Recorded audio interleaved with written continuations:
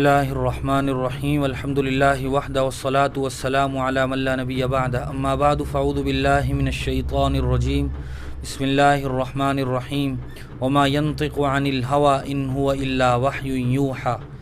صدق الله العظيم وقال النبي صلى الله عليه وسلم من كذب علي متعمدا فليتبوأ مقعده من النار او کما قال صلی اللہ علیہ وسلم۔ محترم بزرگوں، دوستوں، میرے دینی اور ایمانی بھائیوں، وحی کی دو قسمیں ہیں۔ ایک تو وحی متلو ہے جس کو ہم قرآن کہتے ہیں، اور ایک وحی غیر متلو ہے جس کو ہم احادیث کہتے ہیں۔ حضور اکرم صلی اللہ علیہ وسلم نے قرآن و حدیث سے متعلق اپنی ایک حدیث میں بہت ہی واضح اور دو ٹوک لفظوں میں ارشاد فرمایا تھا، ترکت فیکم امرین لن تضلوا ما تمسکتم بہما کتاب اللہ و سنت نبی، جس کا ترجمہ اور مفہوم یہ ہے کہ میں تمہارے درمیان دو چیزیں چھوڑ کر جا رہا ہوں، ایک اللہ کا قرآن اور دوسرا میری سنت۔ جب تک کہ تم ان سے اپنا رشتہ مضبوط رکھو گے تو تم گمراہ نہیں ہوں گے۔ حضور اکرم صلی اللہ علیہ وسلم نے اپنی زندگی میں نبوت کے بعد بہت ساری احادیث ارشاد فرمائی ہیں، بہت سارے ملفوظات صحابہ اکرام نے آپ سے محفوظ رکھ کر آنے والی امت تک نقل فرمایا ہے۔ حضور اکرم صلی اللہ علیہ وسلم نے اپنے ایک حدیث میں ارشاد فرمایا، من کذب علی متعمدا فلیتبوأ مقعدہ من النار، کہ جن لوگوں نے میرے خلاف یا میری طرف کوئی غلط بات منسوب کی، جھوٹی بات میری طرف منسوب کی، وہ اپنا ٹھکانہ جہنم بنا لے۔ اس کی وجہ یہ ہے کہ کسی بھی بات کو حضور اکرم صلی اللہ علیہ وسلم کی طرف منسوب کرنا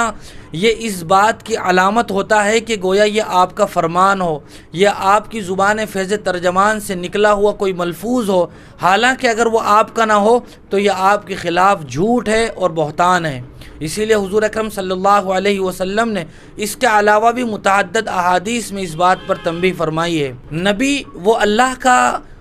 اپنے بندوں کے لیے ایک پیغمبر اور قاصد ہوتا ہے جو اللہ کی باتوں کو اپنے امتیوں تک، اپنی قوم تک پہنچاتا ہے، اور نبی وہی بات کہتا ہے جو اللہ چاہتے ہیں۔ اسی لیے قرآن مجید میں اللہ تبارک و تعالی نے ارشاد فرمایا، وَمَا يَنطِقُ عَنِ الْهَوَىٰ إِنْ هُوَ إِلَّا وَحْيٌ يُوحَىٰ،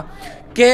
نبی اپنی زبان سے وہی بولتے ہیں جو ان کے پاس وحی کی جاتی ہے، وہ اپنی طرف سے کچھ نہیں بولتے ہیں۔ نبی نہ کبھی جھوٹ بولتا ہے، نہ کبھی کسی کے دباؤ میں آ کر غلط بیانی کرتا ہے، نہ کبھی غصے میں آ کر وہ خلاف شریعت بات کرتا ہے، نہ سوتے ہوئے وہ کوئی غلط بات کرتا ہے۔ نبی جو بھی کہتا ہے وہ بالکل صحیح اور برحق اور اللہ کا فرمان ہوتا ہے۔ اسی لیے ایک فارسی شاعر نے بہت اچھا شعر کہا ہے، گفتہ او گفتہ اللہ بود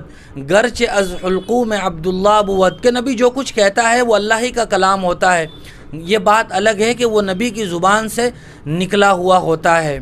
حضور اکرم صلی اللہ علیہ وسلم کے انتقال کے بعد بھی اور آپ کے زمانے میں بھی صحابہ اکرام رضوان اللہ تعالی علیہم اجمعین نے نبی کریم صلی اللہ علیہ وسلم سے محبت اور عشق کا اتنا بڑا ثبوت دیا کہ آپ نے جو بات جیسے جس انداز میں جس جگہ ارشاد فرمائی تھی ان تمام باتوں کو صحابہ اکرام نے محفوظ رکھا اور بہت ہی امانت داری اور دیانت داری کے ساتھ آنے والی نسلوں تک پہنچایا۔ ہم جو کچھ احادیث کی کتابوں میں پڑھتے ہیں، چاہے وہ بخاری شریف ہو، مسلم شریف ہو، نسائی شریف ہو، ترمذی شریف ہو، ابو داؤد شریف ہو، ابن ماجہ ہو، اس کے علاوہ دوسری معتبر احادیث کی کتابیں ہوں، وہ سب کا سب وہ ہے جو صحابہ اکرام کے واسطے سے ہم تک پہنچا ہے۔ صحابہ اکرام رضوان اللہ تعالی علیہم اجمعین کے واسطے سے جو حدیثیں ہم تک پہنچی ہیں وہ ایسے ہی نہیں پہنچ گئی، بلکہ ہر حدیث میں سند کا لنک ایک دوسرے سے جڑا ہوا ہے۔ یعنی اگر میں آپ کے سامنے کوئی حدیث بیان کروں، مثال کے طور پر آپ کے سامنے بیان کروں الدین النصیحہ، کہ دین خیر خواہی کا نام ہے، تو اس کا مطلب یہ ہے کہ میں جو حدیث آپ کے سامنے بیان کر رہا ہوں اس کا لنک آپ صلی اللہ علیہ وسلم سے ایک ایک کڑی کے ساتھ جڑا ہوا ہے۔ یہ حدیث میں نے اپنے استاد سے سنی، میرے استاد نے اپنے استاد سے سنی، ایک ایک کے نام، ایک ایک کی زندگی کے سارے احوال، ان کے تمام تر کارنامے کتابوں میں محفوظ ہیں اس کے بعد یہ روایت ہم تک پہنچتی ہے۔ اسی لیے عبداللہ ابن مبارک رحمۃ اللہ علیہ کا ایک مقولہ بڑا مشہور ہے، الاسناد من الدین ولولا الاسناد لقال من شاء ما شاء، کہ دین یہ سند کے ساتھ جڑا ہوا ہے، اگر سند نہ ہوتی جو آدمی جو چاہے کہہ سکتا تھا۔ میں اگر کوئی بات بیان کرتا اور اس کو حدیث کا عنوان دے دیتا اور پھر اگر مجھ سے کوئی دلیل مانگتا، میرے پاس اسناد نہ ہوتی تو میری اس بات کا کوئی اعتبار نہیں تھا۔ سند حدیث میں بنیادی رول ادا کرتی ہے کہ یہ بات کن کن معتبر لوگوں کے واسطے سے حضور اکرم صلی اللہ علیہ وسلم تک پہنچتی ہے، تب جا کر اس حدیث کو صحیح سمجھا جاتا ہے۔ اور حدیث کی اسی لیے بہت ساری قسمیں بھی ہو گئی ہیں، ایک حدیث صحیح ہے، حدیث ضعیف ہے، موضوع حدیث ہے، اور اس طرح کی کئی قسمیں ہیں جن کی مستقل تعریف ہے۔ یہ قسمیں اسی لیے ہوئی ہیں کہ کسی حدیث کی سند کو بیان کرنے میں درمیان میں کوئی بیان کرنے والا ایسا آ گیا جس کا کردار اچھا نہیں تھا، یا یہ کہ اس کی زندگی میں کوئی نقص تھا، اسی طرح درمیان میں کوئی راوی ایسا آ گیا کہ جو اپنے سے پہلے جس آدمی سے روایت کر رہا ہے اس آدمی کے زندگی کے احوال محفوظ نہیں ہے، تو اس حدیث کو صحیح کے بجائے دوسرا نام دے دیا جاتا ہے۔ یہ تمام تر احادیث کی قسمیں ہیں جو انہی بنیاد پر قائم ہوئی ہیں۔ لیکن صحابہ کرام رضوان اللہ تعالی علیہم اجمعین کے بعد ایک دور ایسا آیا کہ جس میں بہت سارے اسلام دشمن اور مسلم دشمن طاقتوں نے